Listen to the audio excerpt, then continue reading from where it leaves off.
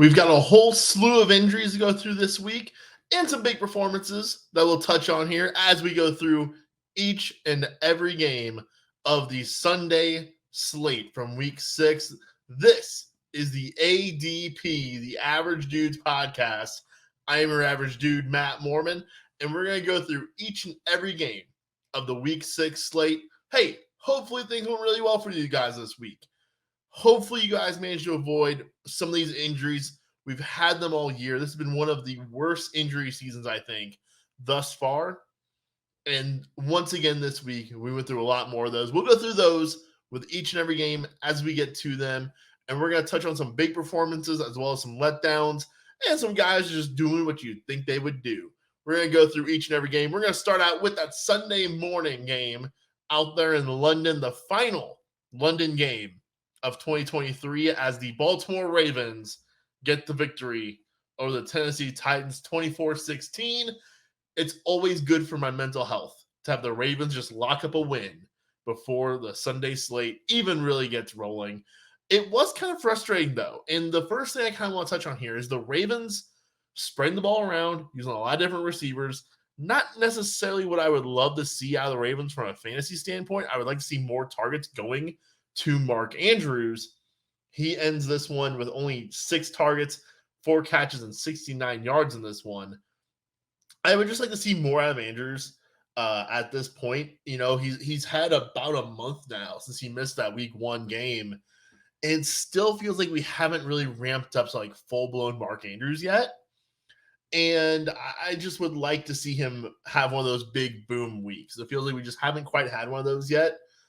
We checked the game log here, and yeah, you know, he did have a 2 touchdown game, but only had 5 targets in that one. Last week he did have 10 targets, 6 catches, and 65 yards. I just feel like we haven't quite got the full bloom Mark Andrews experience yet. And part of it, I think, showed in this game as the Ravens really struggled in the red zone. Justin Tucker ends up with 6 field goals. He's the greatest of all time. But you would like to see some more of those turn into touchdowns for your Baltimore Raven offense. You would like to see a little bit more out of Lamar, I think, in this one. He got you 19, though, with 62 yards on the ground, 223 through the air, and 1 touchdown in this one. He also did throw that 1 interception. I just feel like you would like to see just a little bit more Lamar. You're not going to complain too much about a 19-point game. On the ground, once again, a very dirty split between Gus Edwards and Justice Hill. Keaton Mitchell was actually active for this game. He did not record a touch. I did not even see him on the field during this one. I don't think he ever actually got in the game. And then as far as wide receivers go, there's kind of a frustrating amount of Nelson Aguilar. You know, he only got 3 targets in this one, but I just feel like he's on the field so much for his team. And that's just kind of eating a little bit away at the other guys. Rashad Bateman, man, to me, he doesn't even seem like he belongs on an NFL field at the moment. I think Bateman's having a real rough go of it. I've never been much of a Bateman guy, despite my favorite team being the one that drafted him.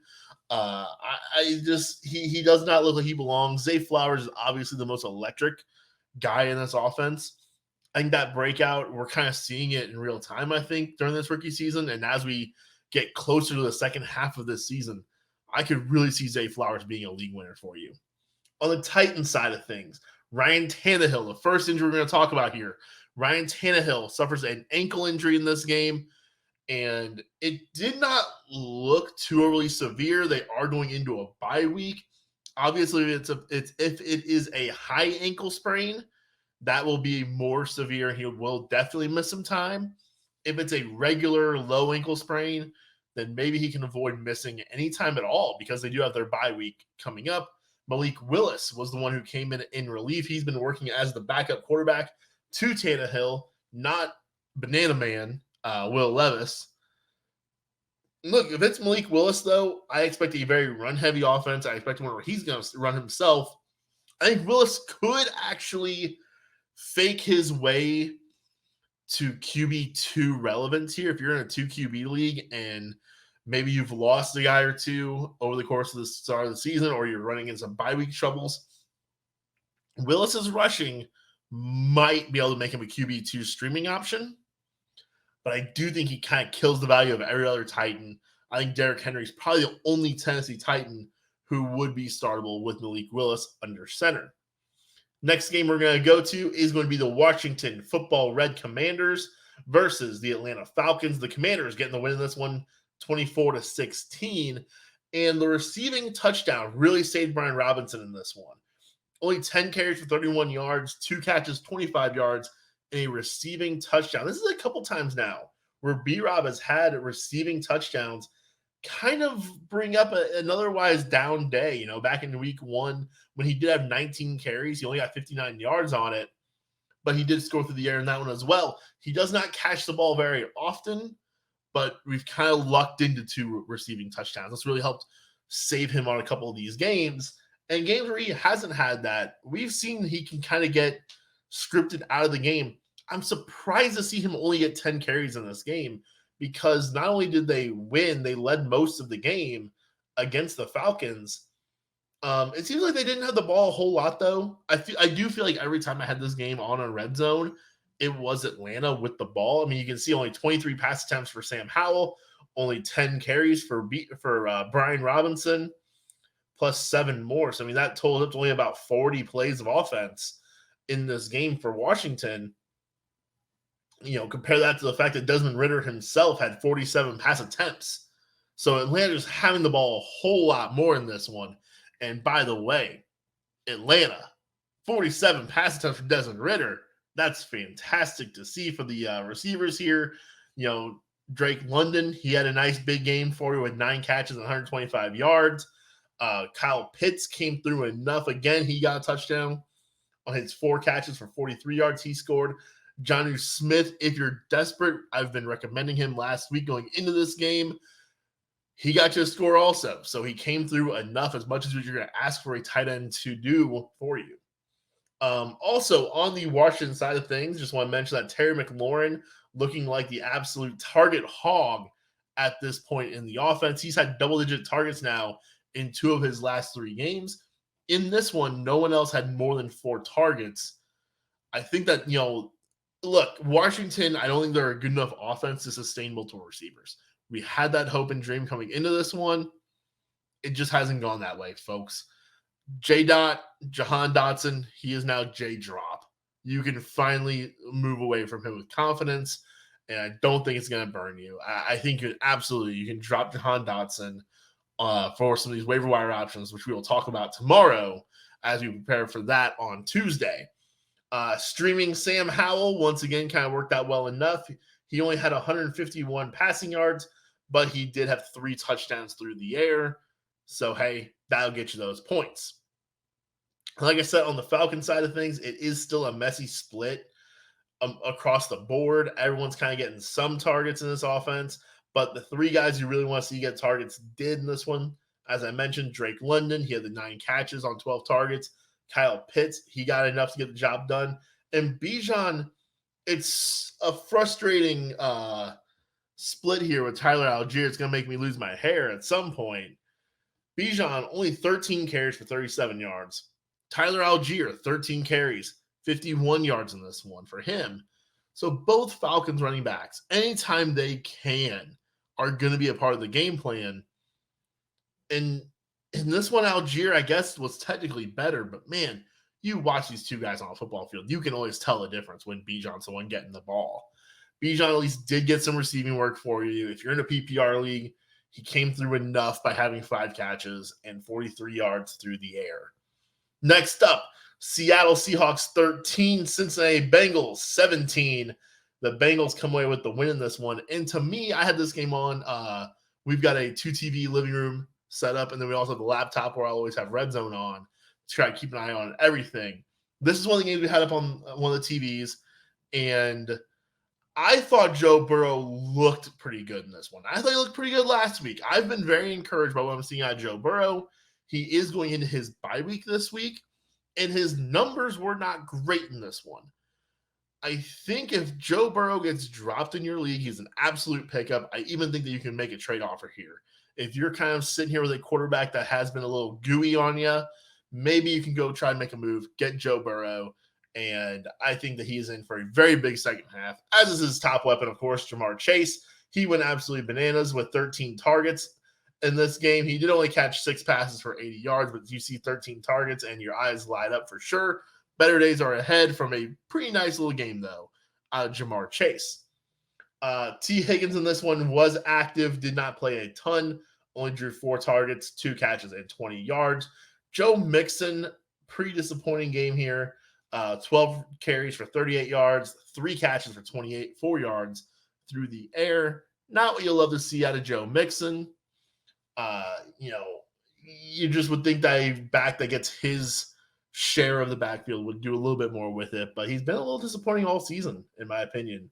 And even though carries haven't always been there, 13, 13, 19, 14, 25, then 12. So 4 out of 6 games with 14, 13, or 12. It's not a huge workload for a guy on an offense. You would think would be running the ball a little bit more. On the other side of things, Seattle Seahawks, I was mildly encouraged by JSN this week, getting 4 catches on 5 targets. Mildly encouraged, though. Not great. DK Metcalf did lead this game for a little while. He came back, though. At least the injury bug did not strike everyone today. And he ended up the game with 10 targets, 4 catches, 69 yards.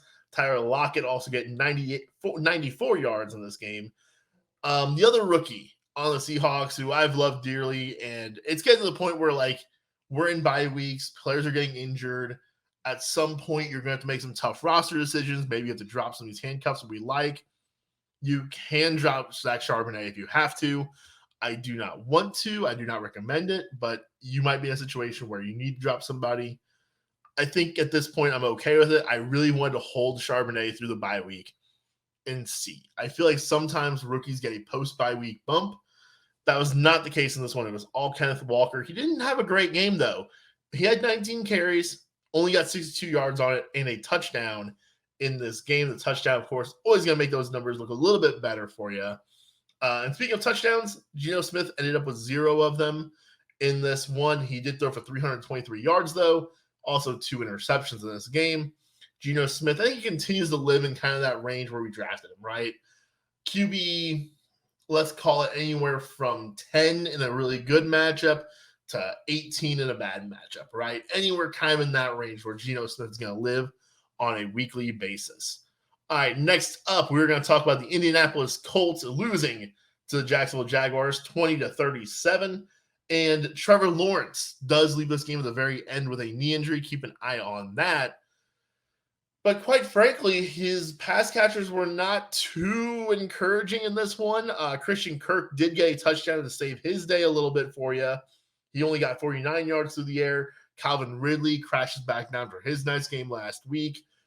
4 catches for just 30 yards. These guys are going to continue to be just frustrating. Wide receiver 2, flex options kind of in that range. Evan Ingram, 7 catches on 7 targets, 41 yards. Hey, he's a tight end. That's what you can get sometimes out of that tight end spot. Brenton Strange had caught a touchdown, though. Good to see that for a rookie tight end every once in a while. But ETN continuing to get massive workload on this team and continue to get those goal line carries. Feels like every week ETN scoring a short yardage touchdown. When that was one thing that I feel like he really struggled with. Although I guess it feels that way because he scored 4 times over the last 2 weeks. He went 3 straight weeks scoreless before that. I don't know. It just feels like ETN's really getting a lot of those goal-to-go work options here. So ETN continues to kind of be an RB2 that you can just throw out every week. Hopefully he stays healthy, knock on wood, because that is the story at the running back position this season. It's just a battle of who's going to outlast everybody else at this point. On the Colts side of things, Gardner Minshew did not really come through if you had to plug him in as an Anthony Richardson replacement. There's 3 picks in this game. He also lost a fumble. He did only throw 1 touchdown. Threw for 329 yards, so he was able to kind of buffer back a little bit and help you out so it wasn't a complete 0 on you. On the running back side of things, we continue to monitor that split. Zach Moss getting in the end zone once again. Ugly day, though, for both running backs, really. 7 carries for 21 yards for Zach Moss. 8 carries for 19 yards out of Jonathan Taylor. Both were able to get involved in the receiving game, though. And that's a thing with Gardner Minshew as quarterback that could be an advantage now compared to when Anthony Richardson was quarterback. More passes going to the running backs. Both guys end up with what was it? Moss here with 6 catches for 38, Taylor with 5 for 46. So both guys come through in the receiving game. On to the actual receivers, Michael Pittman. Look, with Minshew at quarterback, I think Pittman's a low-end wide receiver 2, high-end flex option. And I think Joshua Downs is going to be a lower-end flex option. Downs only had 21 yards. He did catch a touchdown, though, on his 8 targets and 5 catches. Michael Pittman, 9 catches, 14 targets to do it, and 109 yards in this one. I think they're both viable options for you moving forward. Next game is the Carolina Panthers dropping to the Miami Dolphins 21-42.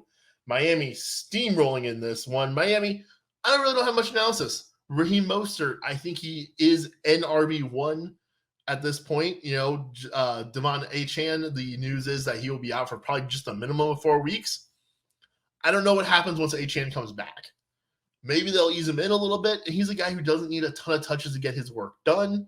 Mostert has this season been able to hold up to this workload. And in this environment where every running back is getting injured, I think you're just riding the guy. Maybe you do try to sell high on him, but quite frankly, I think you've got such an advantage with him in your lineup.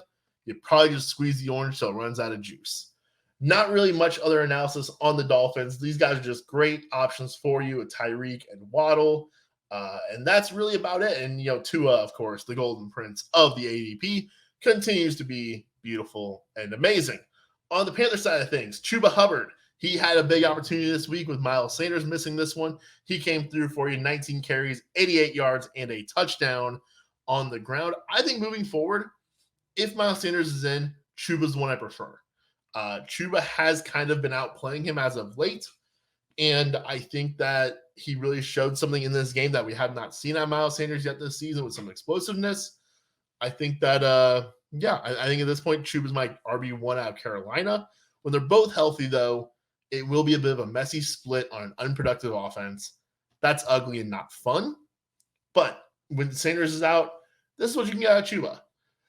And then Adam Thielen, look, it's time to just treat him as a must-start wide receiver, I think, in pretty much every league. I do have him in one league. My wide receivers are stacked, and I can't not seem to get him into my starting lineup. That's been frustrating. But another 11 catches, 13 targets, 115 yards, and a touchdown. Adam Thielen, honest to goodness, is he on his way to his best season of his career? It might be. He is currently at almost 400 yards. Well, does that even include today? No, it doesn't. That was going into today. He had almost 400 yards, and his career high is 1,300. That's probably pretty close to be on that pace. Well, yards per do I have a yards per game there? I do not have a yards per game there, and I could figure it out if I did, but I don't. So we're going to move on from that. Adam Thielen, point remains. He's in your lineup. He's been awesome. He's been great. Next up on the docket, I've got for you the Vikings and the Bears. Oh, fun. This was an ugly game. And let's start out with the Bears side of things here. Justin Fields looked pretty bad. He looked like the Justin Fields that we've gotten to know over the first couple weeks, not the one that we've gotten to love over the last couple weeks. Did not look good out of Justin Fields. Then he gets hurt.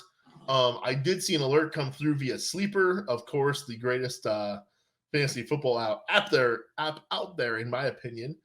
He suffered a dislocated thumb on his right hand. X-rays were negative. He will have an MRI on Monday to determine the full damage. That came via Ian Rappaport. So Justin Fields, if he is to miss time, I think DJ Moore still becomes a flex option, more so than a wide receiver 2 or a wide receiver 1, which he was for the last 2 weeks for you. I think there are still matchups coming up that I would be willing to use DJ Moore in. I'll take a quick look at their schedule. Yeah, next week, Vegas, he's in my lineup. The following week, the Chargers, he's in my lineup. Against New Orleans in week 9, probably not. We'll see how banged up Fields is. After that, though, Carolina, Detroit, Minnesota, I think he's in my lineup for those games regardless. So it's going to be a bit dependent on Fields for week 9. Excuse me. But other than that, I think DJ Moore is going to be just in my lineup. And it may not be the prettiest thing in the world. We've seen how it can go for DJ Moore sometimes with bad quarterback play. I do think without Justin Fields, he's the only receiving option I want on this team to be in my lineup. I do not want to be playing Cole Kmet at this point if there is no Justin Fields. Deontay Foreman came through enough in this game. He's another one who I think, regardless of quarterback, I am likely to view him as kind of a low and desperation running back play. I definitely know I have those leagues where your flexes are guaranteed to be wide receivers because your RB2 is worse than all of your receivers. And so in those situations, I think you can find a way to put Foreman in your lineup for the next couple weeks, but I do not want to. I just might have to. On the Vikings side of things, I think it might be time to have a bit of a Kirk Cousins conversation. He's been great for fantasy so far this season. Had just a kind of a stinker a couple weeks ago against the Panthers in that weird game where they only threw the ball 19 times. Kind of a dud in this one also. Well, it was a dud. Let's not even say kind of. It straight up was. I think that what's come out of this for me with Kirk Cousins, without Justin Jefferson, he is very matchup dependent. And I kind of think all Vikings are matchup dependent at this point, except maybe Alexander Madison, but we'll get to him in just a second. I think that, so much of what Kirk's production was just volume, right? If you're watching on YouTube, I've got a sleeper page pulled up right now. 44 pass attempts, 44, 50, 47. Those were his big games where they're just having to throw the ball all over the place. And anytime that he hasn't had to do that, it's been these complete duds. Even in this one, we had 31 pass attempts. That is a lot still. That's not necessarily a lot. That's a good average number. And probably slightly above average. And it was a bad day. He's got San Fran next. He's got Green Bay after that. I don't think they're going to throw the ball a ton in that one. Same with Atlanta and then New Orleans. I'm not going to feel too great about Kirk Cousins, I think, going into any of those games. And I probably won't feel too great about any of his receivers in those either. The player I might actually have the most confidence in at this point is Alexander Madison, which is crazy considering where we were at with him just a few weeks ago. Look, Cam Akers is barely playing for this team right now. He had 1 carry and 1 target in this game. Alexander Madison's getting feature back workload.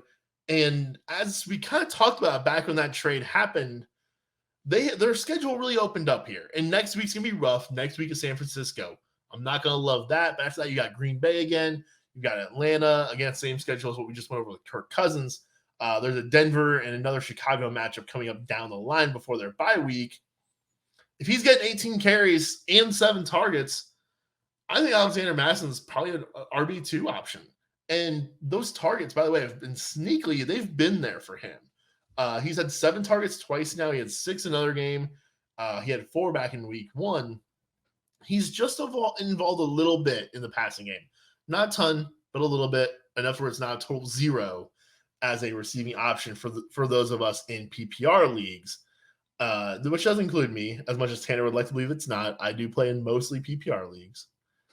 I think that's pretty much it for my notes on the Bears and Vikings. It is indeed. So let's move on to the next game. Another weird, ugly game as the Cleveland Browns get the victory over the San Francisco 49ers, 17-19. And this one is one where I think my takeaway is the injuries, right? On the 49ers side of things, they were hit real hard. Deebo Samuel suffers a shoulder injury. Christian McCaffrey suffers an oblique injury. And McCaffrey's, that's so tough because obliques, dating back to my high school days. And I remember, I believe it was Evan Longoria suffered an oblique strain in spring training. And it just bothered him the entire season off and on. Ever since then, oblique injuries scare me because they are one of those things that can just linger and creep back up on you. And you can feel good and then you don't feel good. And those are just such a mess. They can pop up back up at any point in time on you. So that's definitely concerning. We'll see what they say. Their bye is not for a couple more weeks. They got Minnesota next week, Cincinnati, then a bye. I don't know. If we're without Christian McCaffrey, though, hopefully you've already got Elijah Mitchell on your roster. I think Jordan Mason is also definitely a guy to throw on the roster, too. He'll probably be my number 1 waiver target for this week. He got quite a bit of the work this week with McCaffrey out in the 4th quarter. He got the touchdown late in the game, too. Mitchell, not great. We've seen Mitchell be really, really good, though. I think that's why I still do rank Mitchell above Mason in my head, is because we've seen that rookie year out of Elijah Mitchell be really, really good. We've never really seen it out of Jordan Mason. He's a guy who's kind of had some nice run in limited playing time. Never really put it all together, though. I don't think so. Right? Let's check last season's game log. Yeah, he never really got a big game out of it. A couple where he had some nice bit of work there. The Tampa Bay game with 11 carries. So I would still prefer Elijah Mitchell. I think Mitchell would be the guy to go target in this offense if McCaffrey misses time. We'll see what that has to do, though. On the Debo side of things, Juwan Jennings kind of got a little bit of run. To me, watching the game, it looked like Ray McCloud was kind of doing the Debo things poorly, though. He did have 2 carries for 23 yards in this one, only 1 catch for 4 yards. I just think in a super deep league, not an 8, not a 10, maybe not even a 12-team league. Anything deeper than that, though, I think Ray McCloud could be a guy to go try to shoot a shot at, maybe even some 12-team leagues. I think Ray McCloud does have a little bit of that skill set that could translate a little bit if Debo misses time. Do I have anything else on the 49ers? I do not, but we're going to stick with when the 49ers are on offense for a second, because when the 49ers are on offense, the Cleveland Browns are on defense. And I think, enough time has gone by in the season. Now we are 6 weeks in. You finally really get a feel for how these defenses are. And the Cleveland Browns defense is here to stay. They are legit. They're not just feasting off bad competition. That was one thing I know I was worried about early on the season when they had Cincinnati and Pittsburgh and Tennessee in their first 3 games. They're real.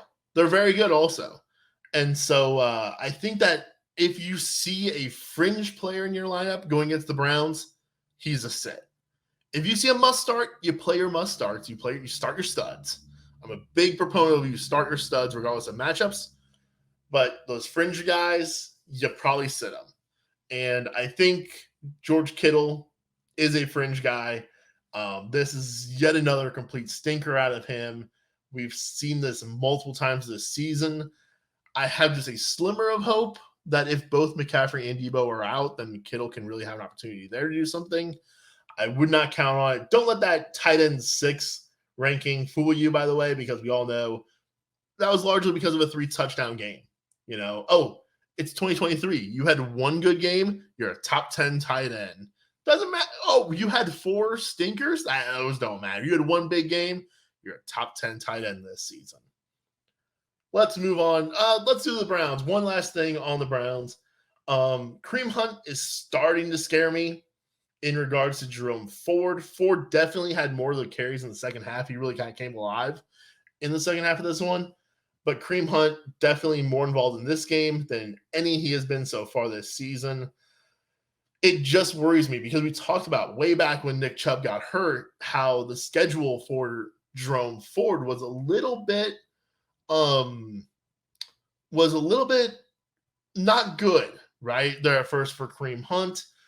For Jerome Ford when he had the opportunity following the Nick Chubb injury. You had the Titans, you had the Ravens, then we had a bye week, and then you had the 49ers. Now they have Indy, still a pretty good run defense. Then things open up with Seattle and Arizona in back-to-back weeks. It's just that feels like it's kind of the time frame when Kareem Hunt could be a guy. If someone dropped Kareem Hunt in your league, go take a look for him out there. He could be worth using in the near future. All right. I think we have one more noon game, one more noon o'clock, and that was the Houston Texans getting the win over the New Orleans Saints in this one, 20-13. CJ Stroud continuing to impress as a rookie. He finally threw his first NFL interception in this game against a really good New Orleans Saints defense.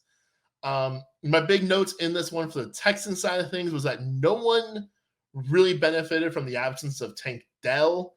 Robert Woods was kind of the guy that a lot of us had pegged as being, hey, this could be a usable option this week without Tank. He got you a touchdown, so it didn't totally suck, but it was only 1 catch for 6 yards in doing so. Nico Collins, a nice little flex game for you here with 80 yards on 4 catches. The backfield continues to be a little bit icky here. Devin Singletary getting a bit more run in this one with 12 carries. Dameon Pierce, 13 carries with just 34 yards. It's rough out there for Dameon Pierce, rather. On the New Orleans side of things, I think we're back to our regularly scheduled programming with the New Orleans Saints. I think we're beyond the Derek Carr shoulder injury. We can move on now, just like we had planned to. Chris Olave is that low end wide receiving one option for you. Alvin Kamara, he's getting still just all sorts of work in this offense. 19 carries from this one and 7 catches. Rashid Shaheed, he had one of his big play days. Those will happen from time to time with him. You'll never know when they're coming.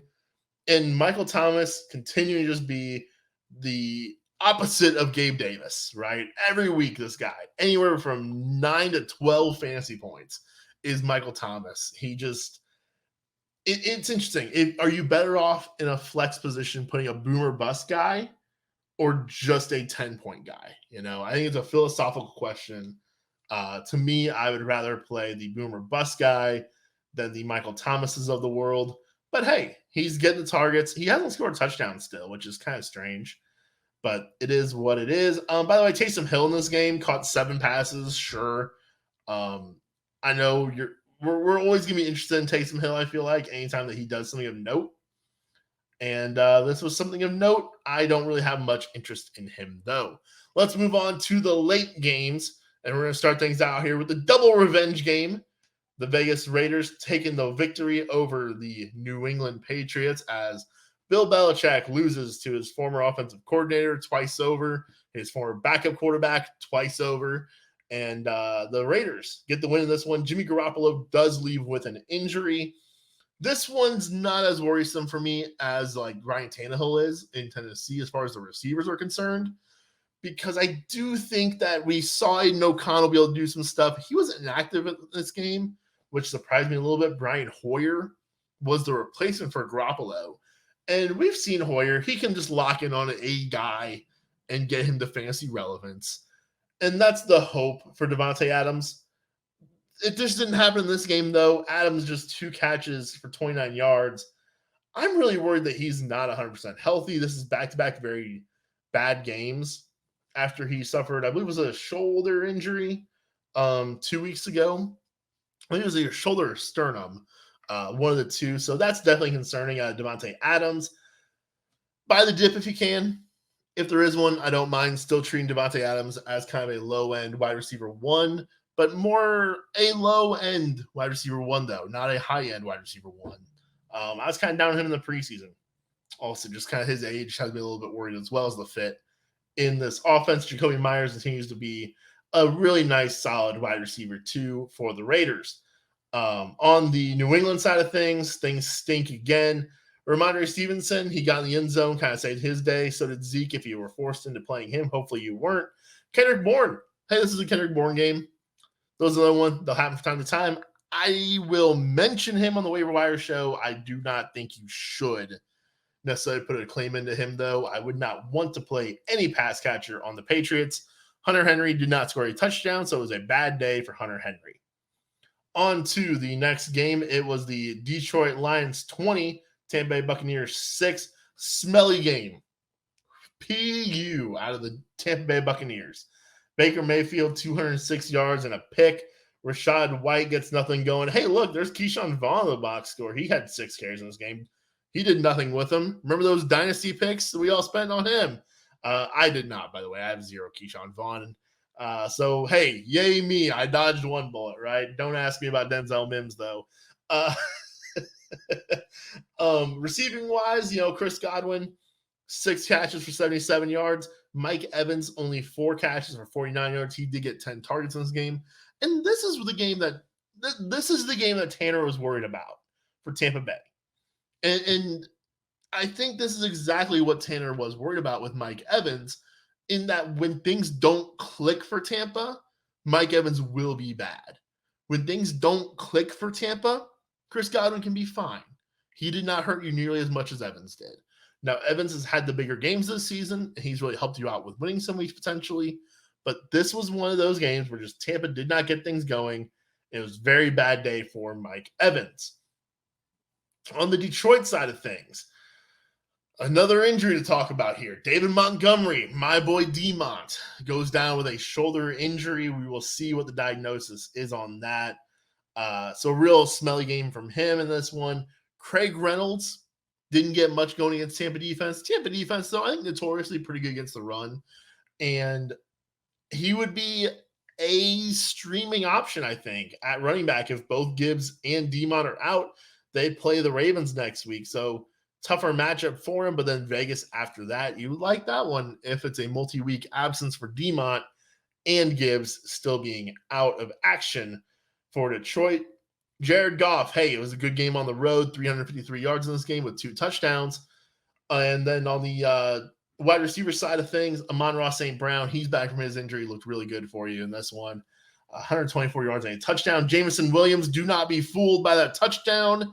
Yes, he caught a deep one. He is a one-trick pony in that regard. Look, if you're watching the YouTube version, you see me kind of going through the games, through the box scores here on Sleeper, and I'm doing that through one of my Dynasty leagues. You can see him highlighted. He's on one of my Dynasty teams. I would love to trade him in this league for a more viable veteran because it's a win-now team. I would be trying to trade him off in any league. I would still rather have Josh Reynolds in my lineup next week if I'm playing a secondary Detroit Lions pass catcher. Sam Laporta, by the way, 11 targets in this game. Still a ton of use in this offense. Just didn't catch him. 4 catches, 36 yards in this game. He's still, to me, I think, tight end 4. Yeah, like it's Kelsey, it's Andrews, it's Hawkinson, and then it's Laporta to me. He is still right there with those guys. That does not change. Next up is, what game do I have left here? Oh, it's the only the New York Football Jets beating the Philadelphia Eagles 20-14. I'm not gonna lie, I am rooting for the New York Jets to win almost every week at this point. It's fun. I always liked Robert Saleh as a coach. I think it's fun to see the comeback story, and what a comeback story it has been for Breece Hall. We're talking about all these injuries. Breece Hall coming back from his big one last year. It was not a great game. The fantasy total looks a little bit better than I think it really was, but he was involved in the passing game with 5 catches for 54 yards, the 12 catches for 39, and the touchdown in there. To me, though, he is just looking really good with the ball in his hands at this point. This is another game I made sure to watch a lot of because I want to see as much Breece Hall as I could. They go on by next week. I would love to see Breece Hall go out there and just smash in the second half of the season, be a total league winner for us in the fantasy circles. Garrett Wilson eating up a ton of the targets in the Jets offense. That's his path to relevance with Zach Wilson. 12 targets in this game, 8 catches, 90 yards. That is the path for Garrett Wilson to be that wide receiver 2 still. You know, he's not going to have that breakout that we all wanted. He's not going to be a wide receiver 1. He's not going to be the wide receiver 1. But this is the way that he can go and still be a wide receiver 2 for you this season if he just continues to get a ton of targets. On the Philly side of things, it was mostly business as usual with some turnovers in there. But for the fantasy side of things, it was pretty much what you expect it to be on the offensive side of the things. 11 targets for Smith, 9 for Brown, 8 for Goddard. But the guy I want to mention the targets with here is DeAndre Swift. I've been a bit worried. I know I'm the anti-DeAndre Swift guy. I've been a bit worried that he's been a bit of a trap back this season. But because the Philly offensive line is so good, it's worked out great. He's been making these big plays. In this game, he had 10 targets, 8 catches, and 40 yards, as well as a reception in the air. He also had 6 targets and 6 catches last week. He's getting more involved in the passing game. And that's interesting to me because I think that could really take him from being like low-end RB1 to high-end RB1. If he stays healthy, he starts catching passes and becoming more of a focus in that side of things. Combine that with the efficiency that he had those first couple games of the season, it really could be a special season for DeAndre Swift. If you want to look at the 10 carries and 18 yards and be a little bit alarmed, you can. To me, I'm not. If you've watched the Eagles, which I'm sure you have, they're on national all the time. The lanes are there. It's one of the best offensive lines in football. The opportunity was always there for him. They did throw the ball a lot more in this game. I think they were trying to really exploit those injuries of the Jets secondary. and that made them forget who they are a little bit. And I get the idea of salivating over these backup corners and just trying to exploit that. I think they should have stayed with what got them there, though. And they got away from it, and they lost. Just Jalen Hurts with a lot of turnovers in this game really kind of zapped a pretty decent fantasy day because he did have a passing touchdown and a rushing touchdown, 47 yards in the air, or I'm sorry, 47 yards on the ground, 280 through the air, but 3 interceptions. That's going to hurt those fantasy numbers a little bit when you take away a -6. 45 pass attempts, by the way, that probably is a career high. It's definitely a season high. And he never crossed 40 last season. And he had 48 back in week 3 of 2021. How about that? So not quite a career high there for Jalen Hurts, but pretty darn close to it.